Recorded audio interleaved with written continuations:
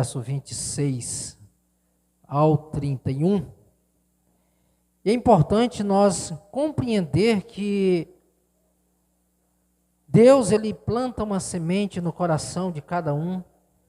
E quando o Senhor, Ele fala aos nossos corações, ministra aos nossos corações, é para que nós venhamos exercer o que Ele tem nos ensinado, o que Ele tem nos falado. Desde a antiguidade, Deus Ele tem procurado se relacionar com o seu povo, e Ele quer que o seu povo viva em santidade, busque realmente a face dEle, para que Ele venha instruir esse povo a andar em um caminho que o próprio Deus estabeleceu, para que eles possam andar e viver. E nós observamos que ao longo do tempo, o povo de Israel, ele foram abandonando os princípios de Deus. Foram negociando esses princípios e os valores. E a gente vai observar que, por causa das decisões que eles tomaram em desobedecer ao Senhor, eles começaram a padecer. E uma das coisas que a gente vê nesse contexto é a própria agricultura. Porque o povo de Israel daqueles dias, eles viviam da terra. Então até a chuva naqueles dias, ela não caiu no tempo certo. E por não ter caído no tempo certo, o povo agora estava padecendo necessidades. O pasto estava seco, o gado estava magro, os celeiros estavam vazios. Observe, irmãos, que quando não se submete ao senhorio de Deus, uma crise, ela se instala. Há uma crise generalizada. Tudo isso por falta de uma observância desses princípios. Quando violamos as leis do Senhor e o que Ele estabelece para nós vivermos, há uma crise não somente espiritual, mas há uma crise religiosa, há uma crise política e também havia uma crise financeira naqueles dias. A ausência de chuva trouxe prejuízos para aquele povo. E nós vamos observar que estas coisas acontecem, e vendo essas coisas acontecer, no mínimo era para se repensar a respeito do que estava acontecendo e o porquê que essas coisas elas estavam acontecendo. Mas em vez disso, a gente observa que o povo estava buscando outros meios. Nós apostamos nas primeiras chuvas, ela não veio, a nossa plantação se perdeu, mas nós vamos apostar em uma segunda plantação, que é chamada das frutas cítricas, aonde nós podemos colher e trocar com os nossos vizinhos. Mas a Bíblia diz que veio uma nuvem de gafanhotos e destruiu todas aquelas lavouras.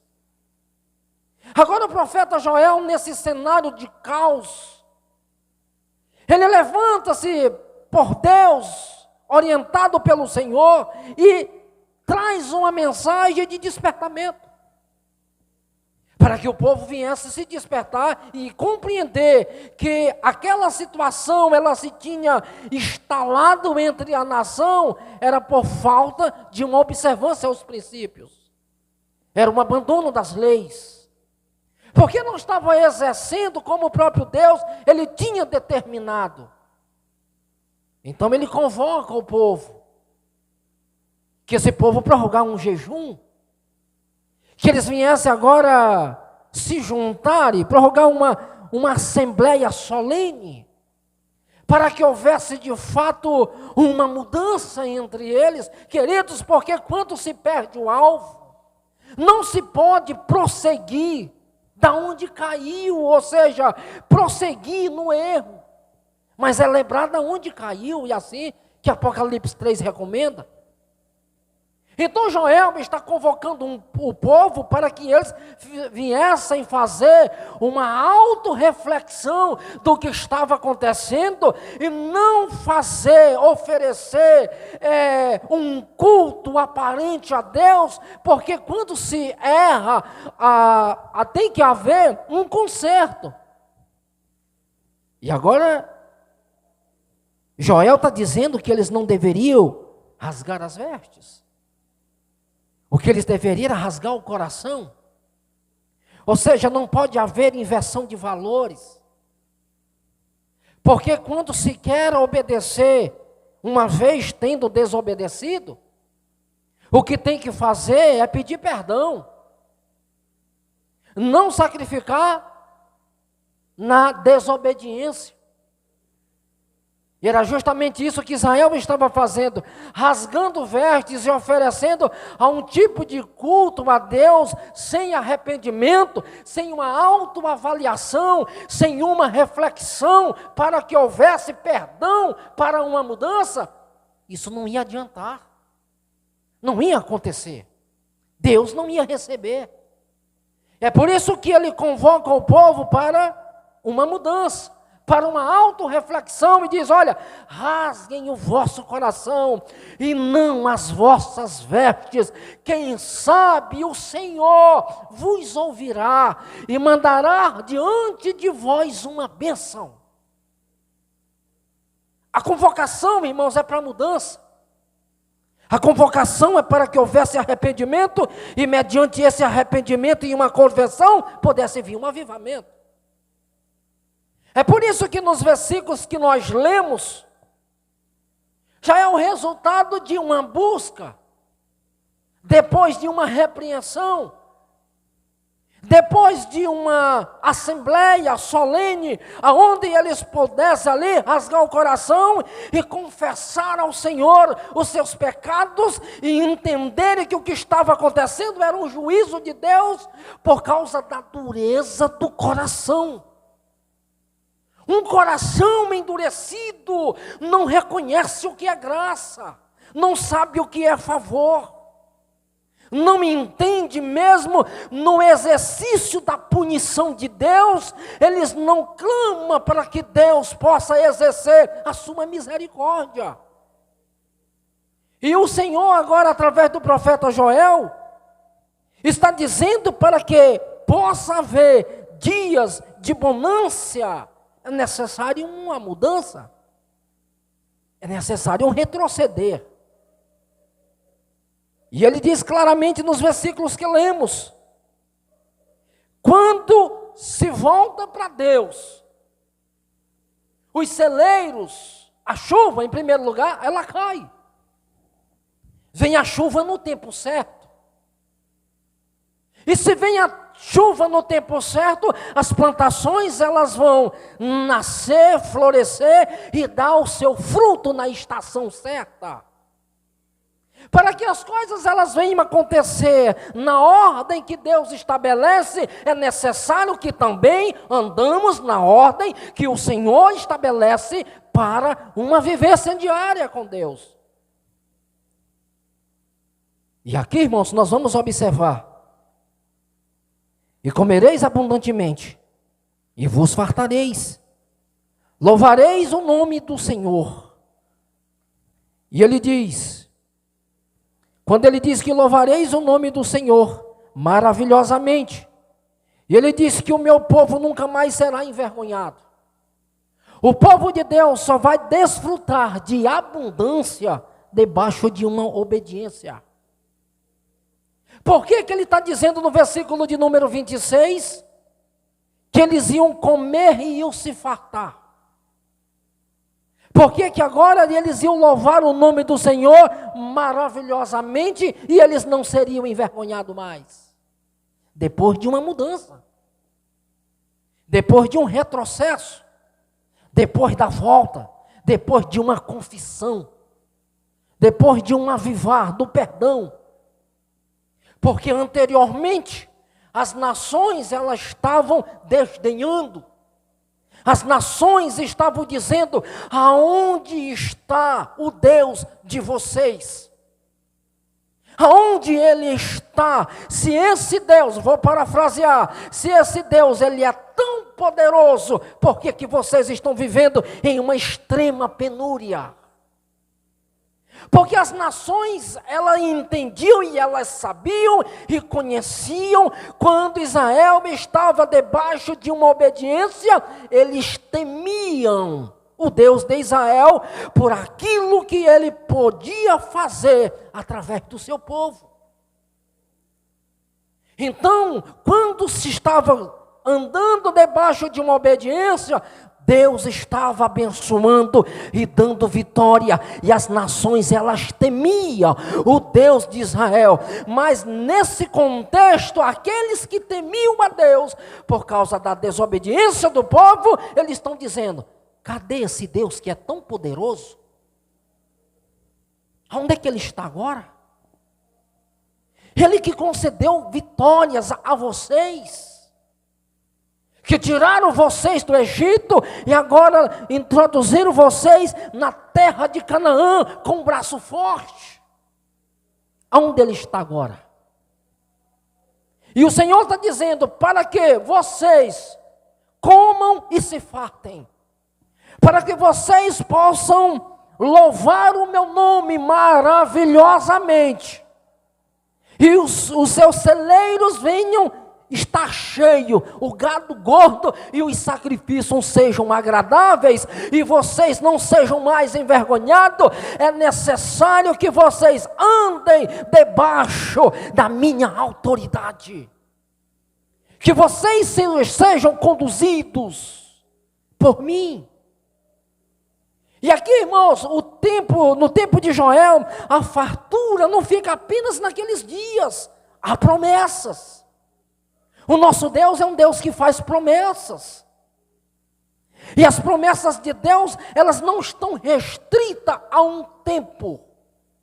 Ela vai muito além disso. Observe que quando ele fala que o povo se fartaria, eles louvariam o nome do Senhor maravilhosamente, ele fala assim: e há de ser. Olha só, está falando de uma promessa. Vocês estão se maravilhando hoje, vocês estão se alegrando hoje, vocês estão vivenciando abundância de alimento, mas há de ser que nos últimos dias, olha só, há de ser que depois de quê? Depois destes dias, derramarei o meu espírito sobre toda a carne. Vossos filhos e vossas filhas profetizarão. Vossos varões, ele fala aqui, vossos velhos terão sonho. Vossos jovens terão visões. Ele está falando, irmãos, de um tempo de fartura espiritual. Ele está falando de um tempo de colheita. Ele está falando de um tempo que se vivenciaria um grande avivamento, não apenas em uma nação, mas todos os povos, eles provarão desse avivamento. Eles serão um povo alcançado por essa abastança de alimento, porque o Senhor Deus, Ele faz promessa para os dias de Joel, e Ele faz promessa para o futuro, que aqueles que crêem em o nome de Jesus, eles seriam cheios do Espírito Santo. Eles iam ser pessoas, irmãos, cheias do Espírito Santo. Eles provariam de uma fartura. Louvado seja o nome do Senhor. Fartura. E derramarei do meu espírito. Ele fala de uma grandeza, de abundância, fartura espiritual, como chuvas volumosas. Quando foi que isso aconteceu? Todos nós conhecemos o cumprimento desta promessa. Atos capítulo 2, versículo 4. Estando eles reunidos em um mesmo lugar, E de repente veio o vento impetuoso e encheu toda a casa. É tão interessante que a Bíblia diz que eles viram línguas repartidas como que de fogo. E todos que estavam naquele ambiente foram cheios do Espírito Santo. Olha só, irmão, uma promessa que foi feita nos dias de Joel. Eles provaram desta abundância e o Senhor está dizendo, é para o futuro. Haverá fartura, haverá chuva volumosa. Agora não é de água, mas é do meu Espírito. Ele vai encher as pessoas e elas contemplarão a minha presença, e aqueles que não me entenderão, eles ficarão atônitos, sem saber o que está acontecendo, porque isso, irmão, como chuva volumosa, o Espírito Santo, ele desce no dia de Pentecoste, e toda Jerusalém, ela se alvoroçou com o que estava acontecendo no templo. Em razão disso, aqueles cidadãos que estavam ali, ele diz, estes homens estão embriagados à terceira hora, a esta hora do dia. Observe, irmãos, que o Espírito Santo, quando ele desce, é como chuvas volumosas. Quem conhece chuva volumosa sabe que quando vem enchentes, ela vem enchendo ribanceiras, rios, lagos, as poças vem enchendo. Se as ruas estiverem em lugares inapropriados, elas também vão se encher. Que nós temos visto nos jornais, são enchentes alagando cidades. E aqui o profeta, ele faz uma comparação. Que assim que o Espírito Santo descer sobre uma nação, sobre um povo, sobre uma igreja, ele viria como chuvas volumosas. E encheria todos. E aquele povo estava cheio do Espírito Santo. A cidade, ela se alvoroçou, porque estavam sem compreender, sem entender o que estava acontecendo. Porque eles não discerniam, não compreendiam o que estava acontecendo.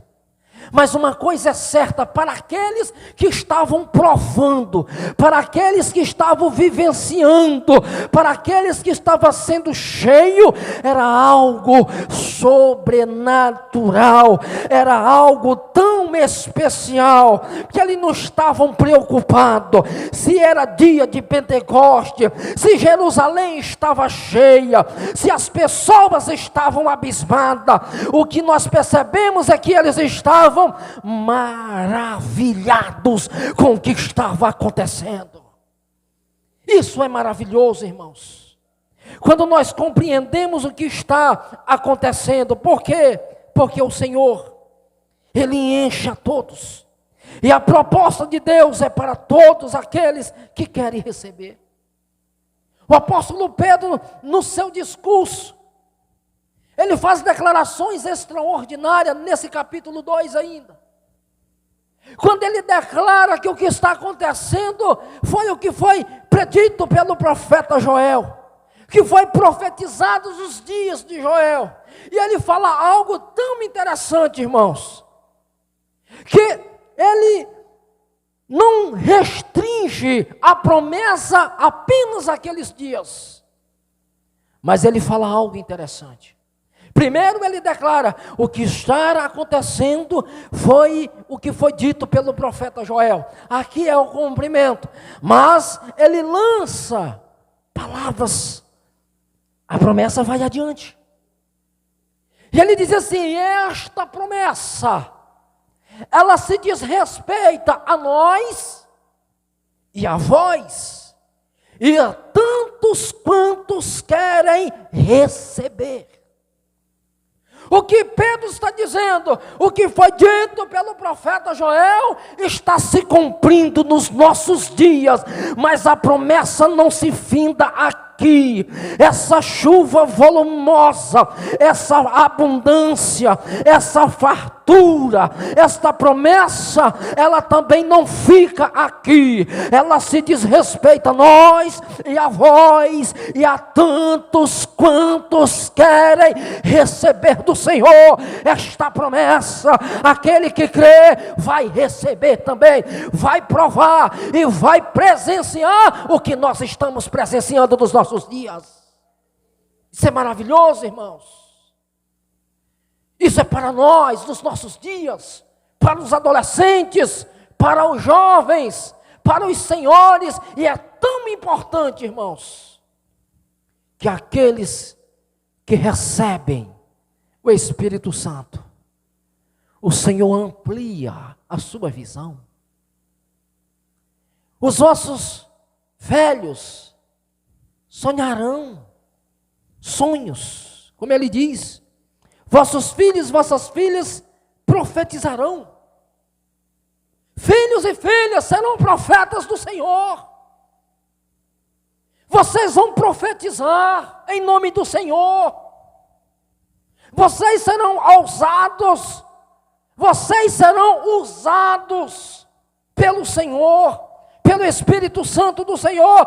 Vossos filhos e vossas filhas profetizarão. Ele fala algo específico aqui. Ele fala: vossos filhos profetizarão e os vossos velhos terão sonhos. Aqueles que não sonham mais, mas se tiver cheio do Espírito Santo, eles sonharão sonhos, terão sonhos. E os vossos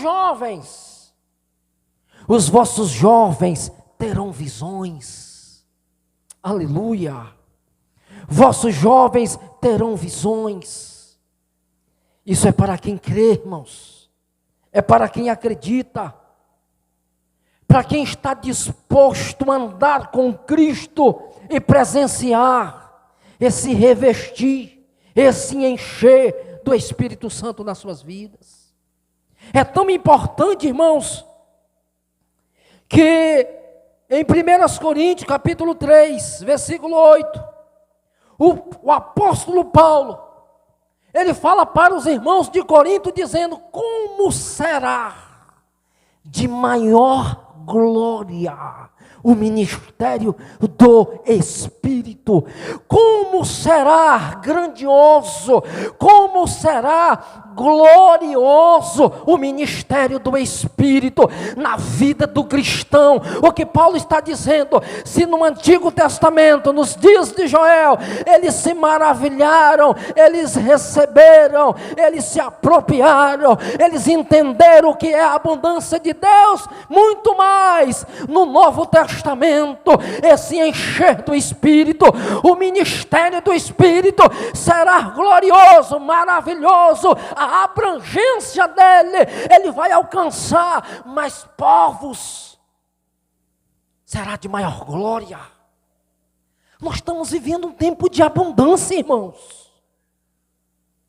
Nós estamos vivendo esse tempo de abundância e nós não podemos permitir que esses dias venham se extinguir. Nós não podemos sufocar o Espírito Santo que está em nós. Nós precisamos compreender que há uma ação de Deus na vida do cristão. E o que o Senhor quer é que cada um de nós seja cheio do Espírito Santo. Que você seja ousado. Que você seja usado. É isso que Paulo está dizendo. Como será de maior glória o ministério do Espírito? Por que Paulo está dizendo isso? Porque no Antigo Testamento, irmãos, isso era de forma esporádica. Reis, sacerdote, profeta, juízes. Só essas pessoas eram ungidas. Então era de forma esporádica.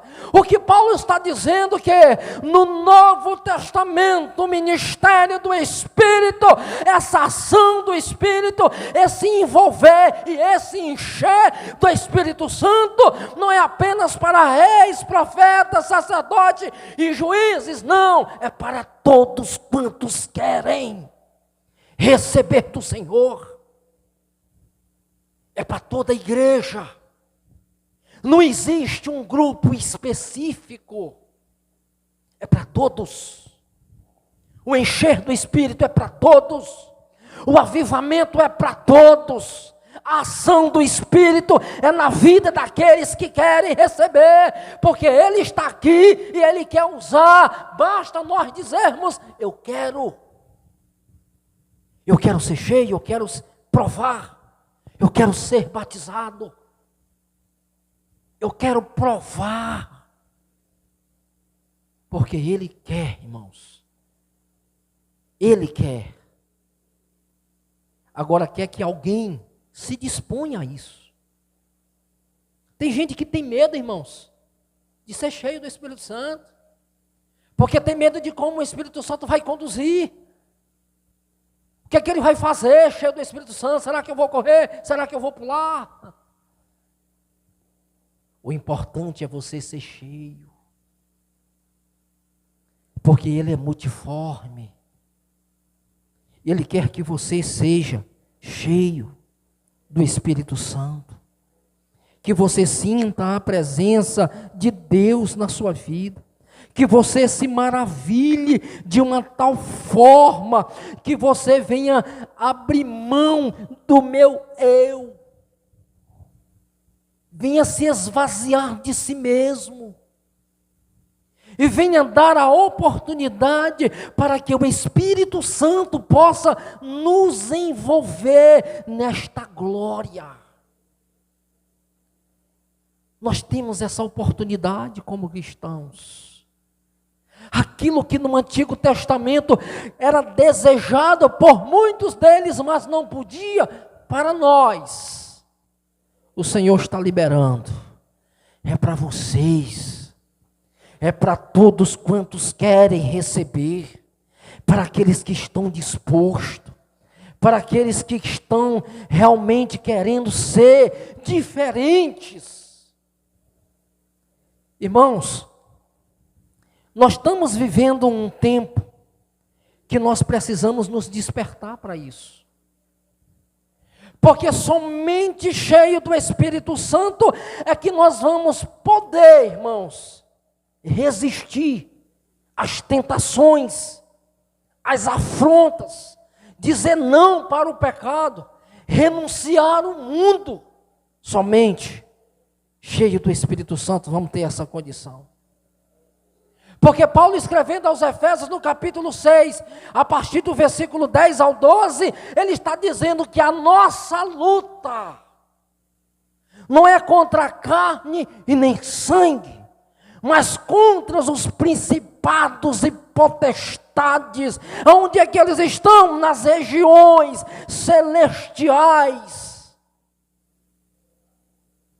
A nossa luta, irmãos, é contra essas hostes infernais que todos os dias tentam nos tirar o foco do propósito que Deus estabeleceu para nós. É um esfriamento, é a ausência de uma busca, de uma leitura, de um consagrar-se, de um aproximar-se, ausência, irmãos, de nos responsabilizarmos com aquilo que Deus tem nos confiado. A ausência do Espírito Santo na nossa vida traz um mornismo espiritual. Nós não vamos dar tanta importância àquilo que é santo.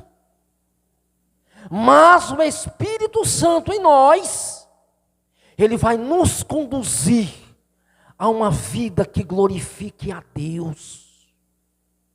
Atitudes que o Senhor, seja Ele glorificado na nossa vida.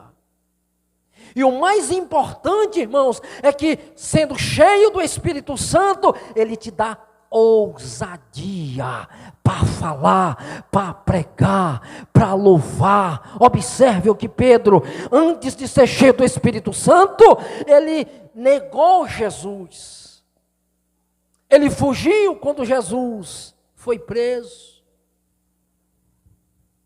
Ele disse que estava pronto para morrer, quando na verdade negou o Senhor 3 vezes. Mas o mesmo Pedro que foi cheio do Espírito Santo, no dia de Pentecoste, ele estava falando para as mesmas autoridades que outrora, ele tinha negado Jesus. Agora ele está diante das mesmas autoridades dizendo: ei, esses homens não estão embriagados. Estes homens estão cheios do Espírito Santo. E a Bíblia diz que a pregação de Pedro naquele dia, quantas almas se converteram? Mais de 3.000 almas. O cristão que é cheio do Espírito Santo, ele torna-se um ganhador de almas para Jesus. Porque a sua mensagem, ela é conduzida pelo Espírito Santo. Ao tocar no coração do ouvinte, ele se rende ao senhorio de Cristo.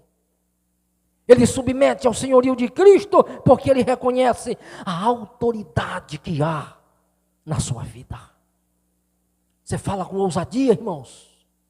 A Bíblia diz que Filipe, cheio do Espírito Santo, quando ele chegou em Samaria e ele começou a pregar a palavra de Deus, a Bíblia diz que os espíritos imundos saíam gritando, porque não resistia à autoridade com que Filipe falava. Um crente cheio do Espírito Santo, ele muda ambientes. Os espíritos imundos batem em retirada. Os demônios não conseguem resistir à presença de Deus que há na sua vida. Isso é quem é cheio do Espírito Santo.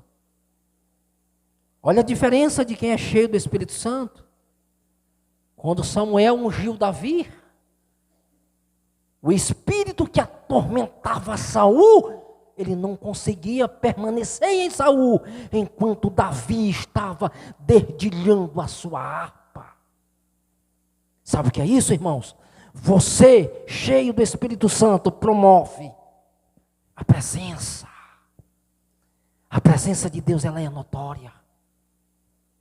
E aonde Deus está, aonde o Espírito do Senhor está, a liberdade, a alegria, as pessoas não conseguem resistir.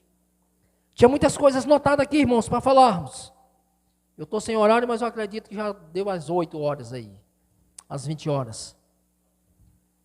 Mas nós vamos entender, irmãos, que para termos sucesso em tudo aquilo, quando eu falo sucesso, é ter vitória, ter êxito no que nós estamos fazendo. Nós precisamos, a cada dia, buscar esse revestimento, ser conduzido pelo Espírito Santo. Com certeza, nas outras oportunidades, vamos falar do que o Espírito pode promover na vida do cristão que submete ao senhorio de Cristo e é conduzido pelo Espírito Santo. Eu vou falar só um item para vocês irem meditando. Ele promove em nós obediência. Vamos obedecer, irmãos. Obedecer tanto a palavra, vamos obedecer a doutrina, vamos obedecer a liderança, vamos obedecer o que é estabelecido para que façamos com perfeição. Vamos submeter a isso em obediência, porque nós não vamos questionar, porque nós vamos submeter-nos, porque estamos debaixo de autoridade. Quem anda no Espírito não é causador de contendas. Pelo contrário, ele promove graça. Ele promove paz. Isso aqui é para a próxima pregação, mas só o que o Espírito pode promover. Gratidão. E assim vai, irmãos. Que Deus nos abençoe. Que Deus nos dê graça. E que Ele possa nos fortalecer a cada dia. E reconhecermos, irmãos, que os que não são ainda batizados com o Espírito Santo, busque essa dádiva, irmãos. Busque. E os que já são, por favor, peça para que Deus venha renovar. Porque tem gente, irmãos, que é batizado, mas está com quanto tempo? Que você falou em línguas? Você sentiu esse mover te dominando de uma tal forma que você se lança sem reserva? Então é tempo. Tempo de fazermos isso, é tempo de exercer isso. Quem ainda não é, buscar. E quem já é, buscar esse avivamento. Ou reavivamento. Porque para combater, como Paulo diz, para combater o bom combate, acabar a carreira e guardar a fé, é só quem anda no Espírito. Porque senão...